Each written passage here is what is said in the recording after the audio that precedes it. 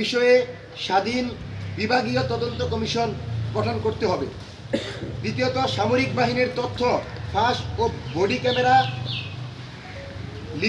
ক্যামেরার তথ্য আন্তর্জাতিকভাবে গোপন তথ্য হিসেবে বিবেচিত। সেই তথ্য কি করে জুলকারনাইন সাহের পেল, এটা আমরা জানতে চাই। সেই তথ্য কি করে প্রকাশ্যে এলো, সেটা আমরা জানতে চাই। তৃতীয়ত, নির্বাচনের পূর্বে সাইবার স্পেসের নিরাপত্তা নিশ্চিত করতে হবে। কোনোভাবেই আমরা আর কোনো জাতীয় নেতৃবৃন্দের আইডি হ্যাক শুনতে চাই না। আমরা শুনতে চাই না যে কোনো জাতীয় নেতৃবৃন্দের আইডি হ্যাক হয়েছে আর বঙ্গভবন থেকে কাউকে গ্রেফতার করতে হয়েছে। এই বঙ্গভবনে যে বসে আছে তাকে মনে রাখতে হবে, তাকে আমরা করুণা করে, অনুগ্রহ করে তাকে আমরা ভিক্ষা দিয়েছি এই পদ।